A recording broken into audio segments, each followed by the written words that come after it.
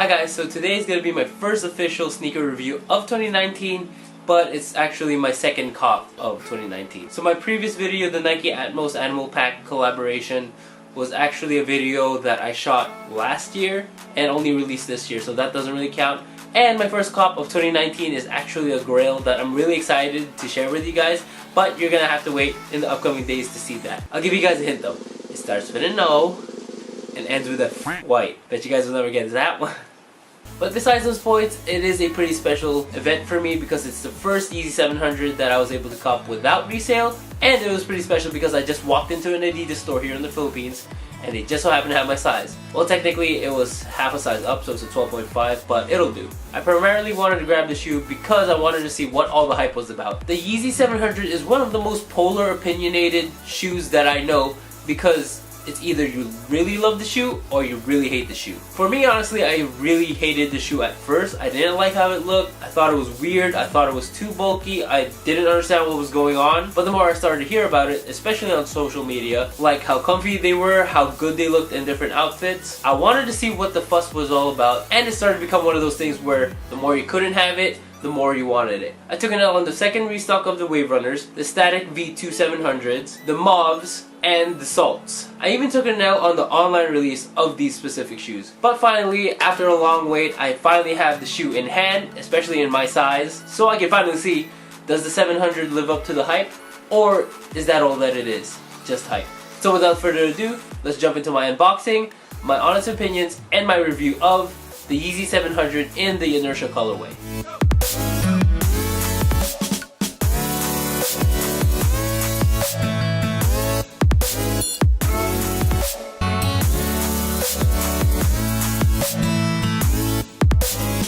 The Yeezy 700 was meant to be Kanye's forerunner for the dad shoe trend, with its oversized look and bulky aesthetic. The Inertia colorway is definitely on the lighter side of the colorway spectrum, especially compared to the Mauves and the most famous, the Wave Runner colorway. The shoe is covered in different shades of gray with a little hint of blue in them, or at least in my opinion, and it's a less obvious blue compared to the one I've seen in the 500 Salts. The only different colors that you find on the Yeezy 700 Inertia are the orange accents found on the side of the outsole and the off-white color found on the bottom of the shoe. Of course, being that it is a Yeezy 700 boost, there is a full boost midsole encaged in the rubberized outsole that I previously mentioned. The upper, like the 500, is covered in different materials. It has mesh, it has leather, it has suede, it even has hints of 3M on the side, and all of these create different panels across the shoe, giving it different textures and different colors. Now for the part where I give my thoughts and opinions on the shoe. At first glance, it really is a clean shoe. I love the color, I love the little accent of shoe, I love how it's sort of plain but still stands out. And like I mentioned before, I'm a fan of the dad shoe trend and I am a fan of dart-like shoes. The colorway that I really want is the OG Wave Runner colorway because I vibe more with the darker shades that it has, but I really wouldn't mind rocking this shoe specifically. Like I said, the whole point of me buying this shoe is because of something that I like to call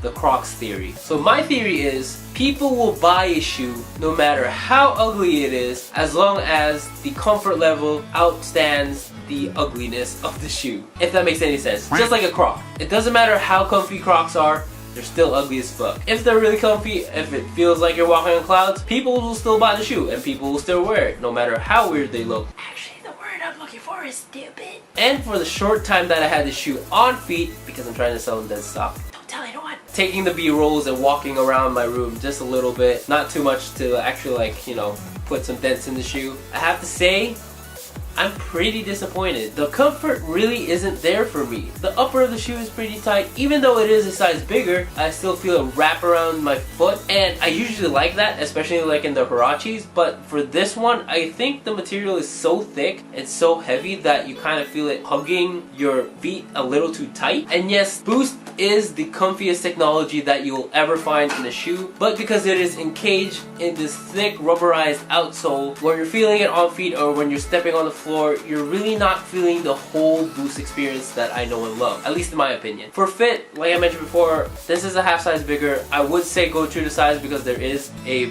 pretty big gap. If you want a little bit more wiggle room, it wouldn't hurt to go a half size up, but for the majority, I do recommend going true to size. So what's my overall opinion on the Yeezy 700? Not only the Inertia, but probably in general. I think I give it a 3 out of 5, mainly because of the aesthetic, the comfort, and the price. I think it might just be hype, honestly. Do I still love this colorway? Yes. Do I still want to try to cop a Wave Runner for my collection?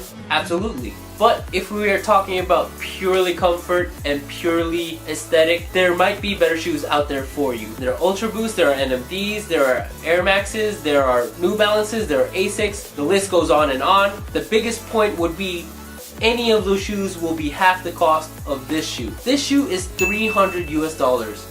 16,000 pesos here in the Philippines. If you gave me 16,000 pesos to spend on shoes, I could come back to you with a shoe that's more aesthetically pleasing and more comfortable than the 700s. I could probably even come back with 3 or 4 more shoes if they're on sale. Now, this may be an unfair opinion. Again, it's just an opinion from the short time that I had the shoe. Maybe if I walk in the shoe a little bit longer, it gets more comfortable. Maybe you have to break it in. Maybe the experience depends from person to person. But if we're talking about straight out of the box and straight onto our feet, the comfort of this shoe is uncomparable to the Adidas Ultra Boost or even the Adidas 350s. So my final say on the Yeezy 700 Inertia, or maybe the Yeezy 700 in general. Maybe it was just the hype or the dad shoe trend or my favorite people on social media rocking the Wave Runners over and over again that made me want them. But like I said, I am a fan of the 700s, but I think I could live without them for now. So that is it for my review of the Yeezy 700 Inertia. Let me know in the comments below if you think my opinion was unfair. Should I have tried them a little bit longer? Should I get my pair of Wave Runners so that I can try them for the full experience and not just, walking around my room trying to keep them from creasing? Because they are dead stock. Still, shh, everything you saw in this video is not real. The video you saw was stock footage. It wasn't my feet. I swear. But yeah, let me know what you think. Leave a comment down below. Leave a like if you did like this video. And subscribe to my channel. Maybe in the future I might get a Wave Runner and my opinion might change. Who knows? Go ahead and check out my other videos on my channel. I do have other sneaker reviews. I mentioned before that I reviewed the 500s. I reviewed other shoes that I think are more comfortable and more aesthetically pleasing than the 700s. So go check those videos out. I also have travel videos on my channel, challenge videos, vlogs, anything and everything in between. Follow me on my Instagram at @LBPeralta. I am a bit more personal on there. I post a lot of photos. I do a lot of stories. I do stories almost every day. So if you want to get to know more about me, go ahead and follow me on there. And that is it for this video. I hope you guys enjoyed it. Thank you all for watching and I'll see you guys when I see you. Bye guys.